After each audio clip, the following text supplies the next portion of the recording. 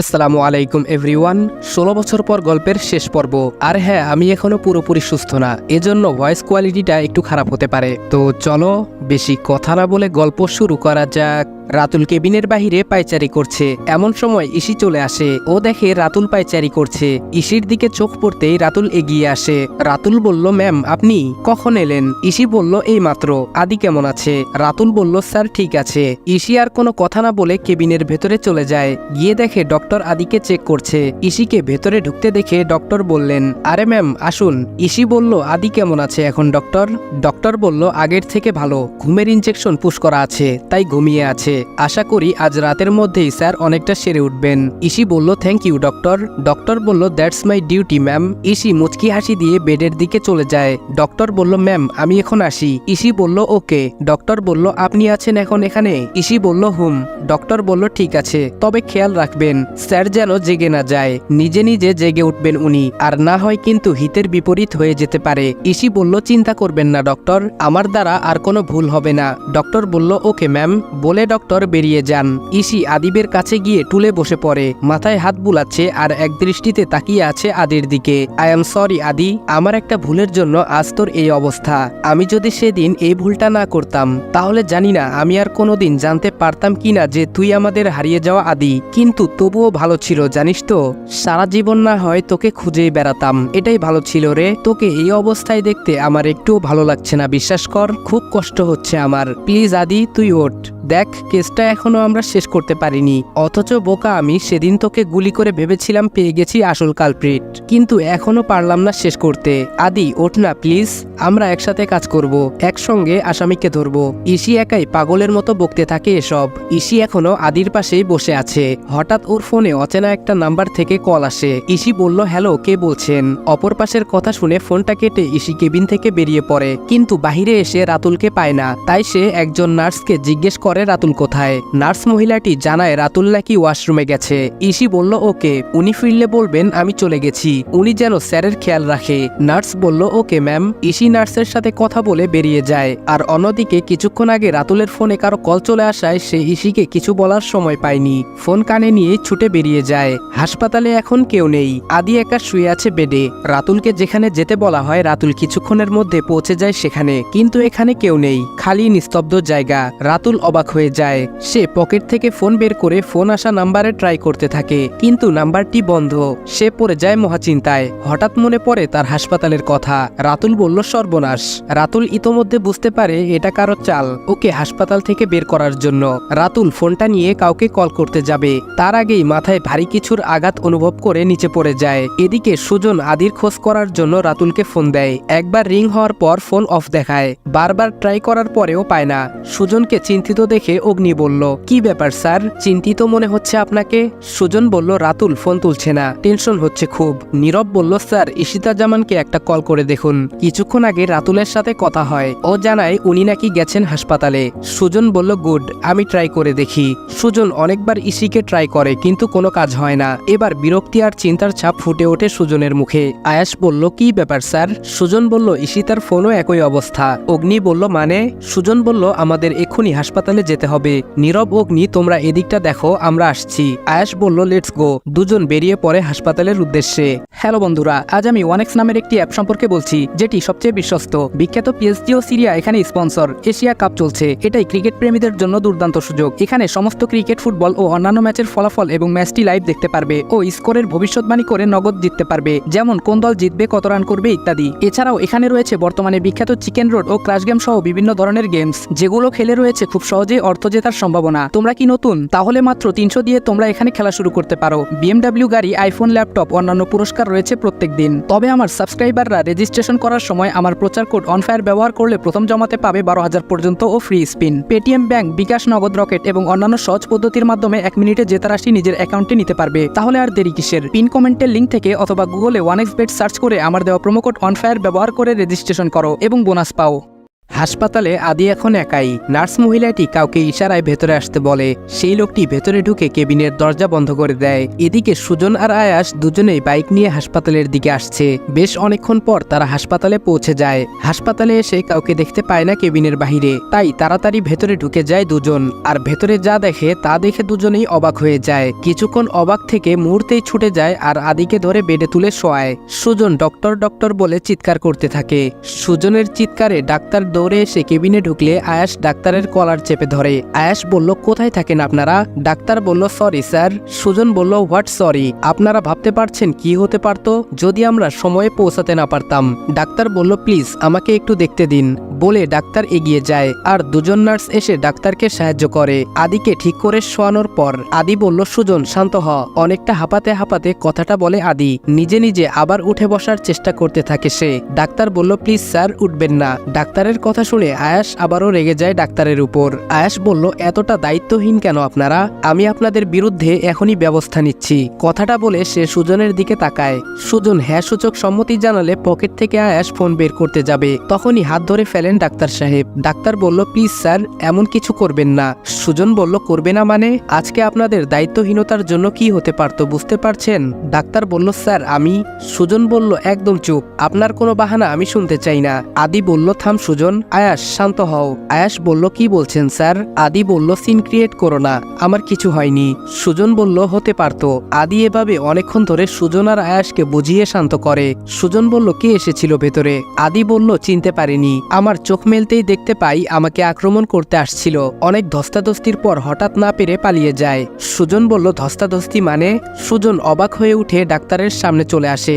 সুজন বলল, ধস্তাধস্তি মানে কি? এখানে এত সব কাণ্ড হয়ে যাচ্ছে আর আপনারা কিছু টের পাননি? ডাক্তার বলল, স্যার এখানে তো একজন নার্স দায়িত্বে ছিলেন। আয়াস বলল, কোথায় সে? তারপর পুরো হাসপাতালেও সেই নার্সকে খুঁজে পাওয়া যায় না। আদি বলল, বাদ দে, নার্স পালিয়ে গেছে। এর মধ্যে হাসপাতালে বাড়ির লোক পৌঁছে যায়। সবাই বেশ উত্তেজিত। ডাক্তারের দিকে অগ্নিদৃষ্টিতে তাকিয়ে আছেন ভাইয়া। সুজন ভাইয়াকে গিয়ে বলেন কিছু না বলার জন্য, কারণ আদি বারণ করেছে। আদি সবাইকে দেখে অবাক হয়ে যায়। সুজন বলল, অবাক হওয়ার কিছু নেই, সবাই সবটা জেনে গেছে। আদি বোকার মতো তাকিয়ে থাকে সবার দিকে, কিন্তু কেউ কিছু বলে না। আর আদিও কিছু বলে না, শুধু তাকিয়ে থাকে। বাবা কিছু বলতে যাবেন তার আগেই সুজন বলে, রাতুল এবং ঈশিতার কোনো খোঁজ এখনো পাওয়া যায়নি। সুজন কথাটা আয়াস উদ্দেশ্য করে বলে, কিন্তু সে খেয়াল করে সবাই ওর দিকে অবাক হয়ে তাকিয়ে আছে। আদি বলল, কি হয়েছে? সুজন বলল, তেমন কিছু না। আদি বলল, দেখ মিথ্যে বলিস না। আয়াস বলল, স্যার প্লিজ উত্তেজিত হবেন না, আমি বলছি। আয়াস আদিকে সবটা খুলে বলে। আদি বলল, কি বলছো কি তোমরা? দুজন মানুষের খোঁজ পাওয়া যাচ্ছে না আর তোমরা আমাকে জানানোর প্রয়োজন মনে করছো না? সুজন বলল, তুই তো এতদিন সুস্থ ছিলি না। আদি কিছু না বলেই হাতের স্যালাইন অন্যান্য মেশিন খুলে উঠে দাঁড়ায়। বাবা বলল, আদি কি করছিস তুই বাবা? আদি বলল, প্লিজ আমাকে যেতে হবে। ভাইয়া বলল, ভাই কোথায় যাবি তুই? তুই তো ঠিক মতো দাঁড়াতেই পারছিস না। এর মধ্যে আদির মা আর নিশি দুজনেই ভেতরে ঢুকে। ওরা আসেনি আগে। মা বলল, কি ব্যাপার আদি, কোথায় যাচ্ছিস বাবা? আদি বলল, এখন সময় নেই, আমি আসছি। সবাই অবাক হয়ে ওর বেরিয়ে যাওয়ার দিকে তাকিয়ে থাকে।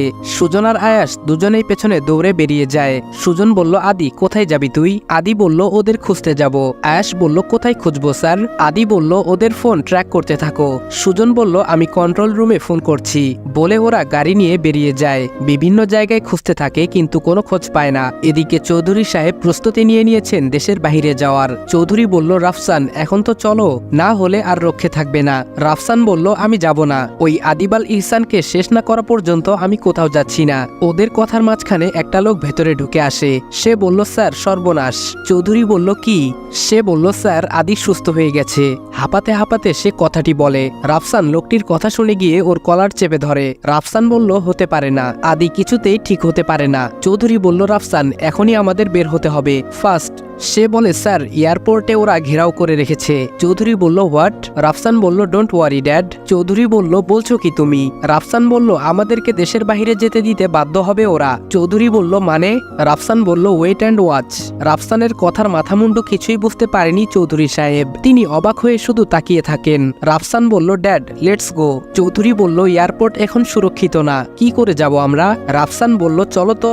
বলে ওরা গাড়ি নিয়ে বেরিয়ে পড়ে এয়ারপোর্টের উদ্দেশ্যে। এদিকে এদিকে আদিরা তিনজন মাঝপথে ওদের গাড়ি থামিয়ে দেয়, যদিও গাড়িটি থামানো হয় আদির ইশারায়। সুজন বলল কি ব্যাপার, এখানে গাড়ি থামালি কেন? আদি বলল তোরা এয়ারপোর্টে চলে যা। সুজন বলল মানে?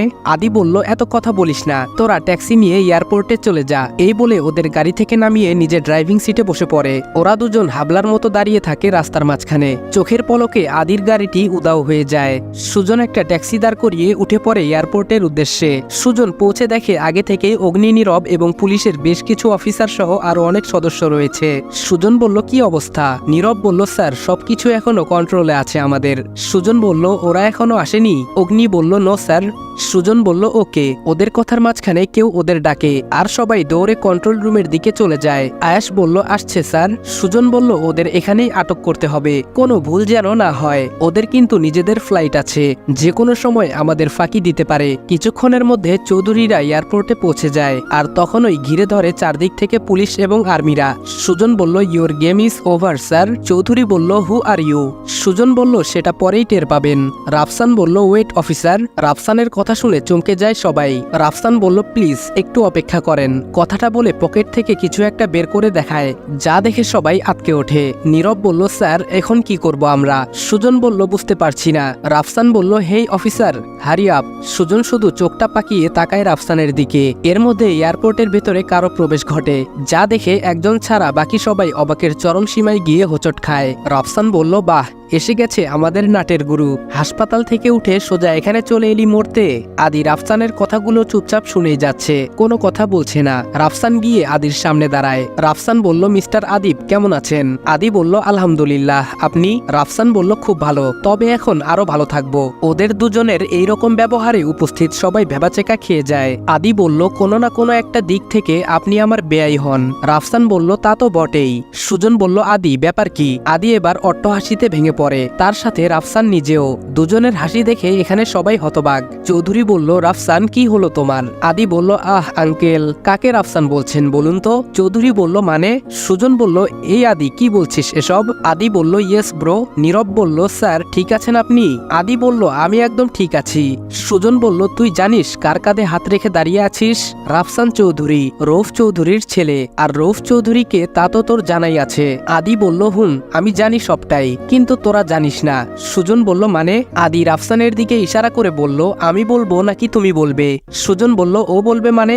তুই কি বলছিস আদি? রাফসান বলল আমি বলছি আপনারা আমাকে যা ভাবছেন আমি সে নই, তবে যাকে ভাবতেও পারছেন না আমি সে। আয়াস বলল ওয়েট। আরে ভাই তুমিও তো কনফিউজড করে দিচ্ছ আমাদের। রাফসান বলল আসলে আমার নাম আমান। নাম শুনে এখানে উপস্থিত সবাই আকাশ থেকে পড়ে। চৌধুরী বলল কি বলছো এসব তুমি রাফসান? মাথা খারাপ হয়ে গেছে তোমার? আদি বলল না ও একদম ঠিক আছে, ওর নাম আমান। সুজন বলল আমি কিছু বুঝতে পারছি না আদি, কি সব যা তা বলছিস? সুজনের কথার মাঝখানে চৌধুরী সাহেব এসে আমানের কলার চেপে ধরে। সবাই মিলে ছাড়িয়ে দূরে নিয়ে যান দুজনকে। সুজন বলল আদি প্লিজ আমাদের বিষয়টা খুলে বল, তোর পায়ে পড়ি। এমন সময় বাড়ির সবাই এখানে এসে উপস্থিত হয়ে যায়। ভাবি বলল ভাইয়া তুই এখানে? ভাইয়া বলল এ কি আমান, তুমি কবে ফিরলে আর এখানেই বা কি করছো? ভাবির রিয়াকশন আর ভাইয়ার কথা শুনে সবাই আরেক দফা শক খায়। নীরব বলল এখানে কি হচ্ছে? আমি কিছু বুঝতে পারছি না স্যার। আদি বলল ওর নাম আমানুল্লাহ, আমাদের ডিপার্টমেন্টেরই একজন। ওর পোস্টিং ছিল খাগড়াছড়িতে, কিন্তু এত বছর ও বিদেশে শান্তিরক্ষা বাহিনীতে ছিল। আচ্ছা সুজন তোর মনে আছে আমি বেশ কিছুদিনের জন্য বিদেশে গিয়েছিলাম একটা কাজের জন্য? সুজন বলল আদি বলল আমানের সাথে আমার তখনই দেখা হয় আর পরিচয় হয়। ভাবি বলল ভাইয়ার সাথে তোমার পরিচয় আগে থেকেই ছিল? আদি বলল ভাবি বলল কই ভাইয়া তো আমায় কিছুই বলেনি। আদি বলল আমি বারণ করে রেখেছিলাম। সুজন বলল আদি আমার কিন্তু কিছুই মাথায় ঢুকছে না। অগ্নি বলল স্যার দুটো মানুষ একরকম কি করে হতে পারে? আদি বলল আমারও আশ্চর্য লেগেছিল প্রথম, কিন্তু আমার মনে পড়ে কোথায় একটা পড়েছিলাম যে পৃথিবীতে নাকি একই রকম দেখতে তিনজন মানুষ হয়, আর আমি নিজের চোখে দুজনকে দেখেছি। সুজন বলল কিভাবে কি করলি? আদি বলল বলছি। রাতুল যখন আমায় চৌধুরী পরিবারের পুরো ডিটেলস দিয়েছিল তখন ওই রাফসান চৌধুরীকে দেখে আমার কেমন যেন চেনা চেনা লাগে। ভাইয়া বলল তারপর? আদি বলল তারপর আমার মনে পড়ে আমানের কথা। আমি সঙ্গে সঙ্গে ফাইল ঘেটে আমানের পরিচয় এবং বায়োডাটা দেখে ওর সাথে যোগাযোগ করি। আসল রাফসানকে কোমায় রেখেই আমি আমানকে দিয়ে রাফসানের নাটক শুরু করাই। আমাদের কাজটা অনেক আগেই শেষ হয়ে যেত, কিন্তু আমার দুর্ভাগ্য তার আগেই গুলি লেগে যায়। কিন্তু হ্যাঁ, আমি হাসপাতালে থাকার পরও রাজন আর আমান খুব দক্ষতার সাথে প্ল্যান অনুযায়ী কাজ করে যায়। সুজন বলল, প্ল্যান অনুযায়ী সব করে মানে? আয়াস বলল, স্যার আজ তাহলে আপনার উপর কে আক্রমণ করেছিল? আদি বলল, কেউ না, এটা পুরোটাই আমার একটা প্ল্যান ছিল। সুজন সহ বাকি সবাই একই প্রশ্ন করে বসে। আদি বলল, এটা সত্যি যে আমার গুলি লেগেছিল আর আমি অসুস্থ ছিলাম, তবে আমার জ্ঞান 18 ঘন্টার মধ্যেই ফিরে এসেছিল। ডক্টরকে আমি নিজেই বারণ করে রেখেছিলাম যেন কাউকে কিছু না বলে, এর জন্যই ডক্টর কিছু বলেনি। আদির কথা শুনে কার কি রকম রিয়াকশন আপনারা আশা করি বুঝে গেছেন। বাবা বলল, আচ্ছা আসল রাফসান কোথায়? আমান বলল, সে এখনো কোমায় রয়েছে। চৌধুরী বলল, এত বড় ধোঁকা! চৌধুরী বুঝতেও পারেনি এভাবেই নিমিষে তার সবকিছু শেষ হয়ে যাবে, তাও সেটা তার অজান্তে। আদি বলল, 22 বছর ধরে দেশের মানুষকে, নিজের পরিবারকে, নিজের আপনজনকে আপনি এর থেকেও জঘন্যভাবে ধোঁকা দিয়ে আসছেন মিস্টার চৌধুরী। আদির কথায় সবাই সম্মতি জানায়, আর তখনই প্রবেশ করে রোহান এবং ওর মা মিসেস রাবেয়া চৌধুরী। ওনাদের সবটা খুলে বলার পর নিজেরাও মুখ ফিরিয়ে নেন মিস্টার চৌধুরীর দিক থেকে। অসহায় রউফ চৌধুরী বুঝে যান ওনার পাপের ফল এবার ভোগ করার সময় এসে গেছে, তাই বাধ্য ছেলের মতো সব স্বীকার করে নেয়। ঘটনা শেষে পুলিশ কনস্টেবল এসে হাতকড়া পরিয়ে নিয়ে যায় আসামিকে। সবাই স্বস্তির নিঃশ্বাস ফেলে। সুজন বলল, এই 1 মিনিট, রাতুল আর ঈশিতা ওরা কোথায়? ভাইয়া বলল, ঠিকই তো। আদি তুই তো সব করলি, কিন্তু ওদের কি হলো? আদি বলল, ডোন্ট ওয়ারি, ওরা সেফ আছে। অগ্নি বলল, কিন্তু ভিডিও? আমান বলল, ওইটা এডিট করা। সুজন বলল, কোথায় ওরা? আদি বলল, আসলে ওদের দুজনকেই ক্লোরোফর্ম দিয়ে অজ্ঞান করা হয়েছে, তবে ডোজ মারাত্মক বেশি হয়ে গেছে, তাই এখনো জ্ঞান ফিরেনি। বাবা বলল, কি বলছিস? বেশি হয়ে গেছে মানে? ওরা ঠিক আছে তো? আদি বলল, সবাই ঠিক আছে। ভাইয়া বলল, কোথায় ওরা? আদি বলল, দেখা হবে, এখন সবাই এখান থেকে চলো। তারপর সবাই এয়ারপোর্ট থেকে বাড়িতে চলে আসে। এসে দেখে ইসি এবং রাতুল দুজনেই বাড়িতে ড্রয়িং রুমে বসে আছে। ওদের দেখে সবাই অবাক হয়ে এসে ওদের খোঁজ খবর নিতে থাকে। সবাই ওদের নিয়ে ব্যস্ত হয়ে যায়। এই ফাঁকে আদি নিজের রুমের দিকে চলে যায়। কিছুক্ষণ পর আদি তার ব্যাগপত্র নিয়ে বেরিয়ে আসে, যা দেখে সবাই বাকরুদ্ধ হয়ে পড়ে। ইসির বাবা বলল, এ কি আদি, এসব কি? আদি বলল, আমি চলে যাচ্ছি। আদির মা এসে ছেলেকে জড়িয়ে ধরে বলল, বাবা কি বলছিস তুই এসব? আদি নিজেকে ছাড়িয়ে নিয়ে বলল, দেখুন আমি এখানে থাকতে আসিনি, একটা কাজে এসেছিলাম, আমার কাজ শেষ। বাবা বলল, মানে? আদি কি বলছিস এসব? আদি বলল, আমি কিন্তু নিজের পরিবারের কাছে ফিরে আসিনি। আরও বলল, তোর মাথা খারাপ হয়ে গেছে ভাইয়া, তুই জানিস তুই চলে যাওয়ার পর এ বাড়ির মানুষগুলো কতটা কষ্ট পেয়েছে? ভাইয়া 3 দিন কিচ্ছু খায়নি, নিজের ভুল বুঝতে পেরে কতটা কষ্ট পেয়েছে। ভাইয়াকে অনেক কষ্টে ডিপ্রেশন থেকে ফিরিয়ে আনতে হয়েছে। বাবা মায়ের কথা না হয় বাদই দিলাম, তুই জানিস ইশিয়াপুর কি অবস্থা হয়েছিল? বিদেশ থেকে ফিরে এসেছিল একেবারের জন্য, তাও এসেছিল তোর জন্য, কিন্তু যখন এসে তোকে খুঁজে পায় না তখন তাই করতে থাকে নিজেকে। আপুর কথা একটাই ছিল, যদি আপু বিদেশ না যেত তাহলে হয়তো তুই বাড়ি থেকে বেরিয়ে যাইতি না, আর এইসব কিছুর জন্য নিজেকে এবং আমাদের 2 পরিবারকে দায়ী করতে থাকে। তুই জানিস আপু কোথায় থেকে বড় হয়েছে? আদি বলল, কোথায় থেকে বড় হয়েছে মানে? আরও বলল, তুই পরিবার ছাড়া ছিলি বলে আপু নিজেও পরিবার ছেড়ে দিয়েছে, খুব সাধারণ একটা হোস্টেলে থেকেছে, সেখানেই থাকা খাওয়া পড়াশোনা করেছে। আদি বলল, কি সব বলছিস? আরও বলল, তুই ভেবেছিস তুই চলে যাওয়ার পর কেউ তোর খোঁজ করেনি, কিন্তু না, বাবা সারা শহর তোকে খুঁজেছে, পাইনি, পাবে কি করে? তুই চলে গেলি চট্টগ্রামে, তোর পরিচয় পাওয়ার আগের দিন পর্যন্ত আপু তোকে খুঁজেছে, আর তোর পরিচয় পাওয়ার পর তো পাগল প্রায় হয়ে গেছিল, আর তুই কত সুন্দর চলে যাচ্ছিস। বাহ, একটা কথা কি জানিস তো ভাইয়া, ইসি আপু ঠিকই বলেছে, যদি গুলি না লাগতো তাহলে হয়তো এত কাছে পেয়েও তোকে সারা জীবন খুঁজে যেতেই হতো, শুধু তোর ইগোর জন্য। মা নিজের এত শখের চাকরি ছেড়ে দিয়েছে তোকে হারিয়ে। এতক্ষণ ধরে আদির বোন আদিকে এই কথাগুলো বলল, কেউ কিছু বলে না। ইসি বলল, প্লিজ অনেক হয়ে গেছে, আর একটা কথাও এখানে বলার আমি প্রয়োজন মনে করছি না। আরও বলল, আপু কিছু বলতে যাবে তার আগেই থামিয়ে দেয় ইসি। ইসি বলল, বললাম তো আর কোনো কথা হবে না। আদি বলল, আমারও তো কিছু বলার আছে, এভাবে অর্ডার দিলে আমি বলবো কি করে? ইসি বলল, কি বলবি তুই, কি বলার আছে? আদি বলল, অনেক কিছু। ইসি বলল, কিছু না, বেরিয়ে যা, তোর যেখানে যাওয়ার এক্ষুনি বেরিয়ে যা, আমি নেক্সট টাইম তোকে এই বাড়িতে দেখতে চাই না। আদি বলল, আরে কথা তো শোন। কারো কথায় কান্না দিয়ে ইসি নিজের রুমে চলে যায়। এদিকে আদি নিজের বাবা মা ভাই বোন সবার কাছে ক্ষমা চায়, আর নিজেই আদির মাকে জড়িয়ে ধরেছে। এই প্রথমবার সে তার ভাইয়ার বুকে মাথা রাখতে পেরেছে। এভাবে কিছুক্ষণ চলার পর ভাবি বলে, আদি তোমার একবার ইসির কাছে ক্ষমা চাওয়া উচিত। ভাইয়া বলল, তোকে হারিয়ে সব থেকে বেশি কষ্ট কিন্তু ইসি পেয়েছে। আদি বলল, যাচ্ছি। আদি চলে আসে উপরে, ইসির রুমের দিকে ভয়ে ভয়ে পা বাড়ায়, কিন্তু সেখানে দেখে ইসি নেই। ব্যাপার কি, গেল কোথায়? আদি মনে মনে ভাবে হয়তো ছাদে আছে, তাই সে ছাদের দিকে যাবে সে সময় চোখ যায় নিজের রুম মানে আদির আগের রুমের দিকে। দরজায় উকি মেরে দেখে ইসি এখানেই বসে আছে। তাই আদি গুটি গুটি পায়ে ভেতরে প্রবেশ করে। কারো প্রবেশ টের পেয়ে ইসি বুঝে যায় কে এসেছে, তাই না ঘুরেই বলে কারো রুমে আসতে গেলে নক করে আসা লাগে, এইটুকু কমন সেন্স নেই? আদি বলল যাহ বাবা, আমার ঘরে আমি নক করে আসবো কোন দুঃখে শুনি? ইসি বলল আপনার ঘর মানে? আদি বলল আমার ঘর। ইসি বলল কিন্তু আপনি তো এই বাড়ির কেউ না, আপনার পরিচয় আপনি একজন আর্মি অফিসার, আর এই ঘরটা এই বাড়ির ছোট ছেলের। আদি বলল আমি এই বাড়ির ছোট ছেলে ম্যাডাম। ইসি বলল আমি মানি না। আদি বলল আচ্ছা ঠিক আছে, আমার পরিচয় যখন আর্মি অফিসার তেমনি আপনিও তো পুলিশ অফিসার, তাহলে এই বাড়ির ছোট ছেলের রুমে কি করেন? ইসি বলল তার কৈফিয়ত কি আপনাকে দিতে হবে?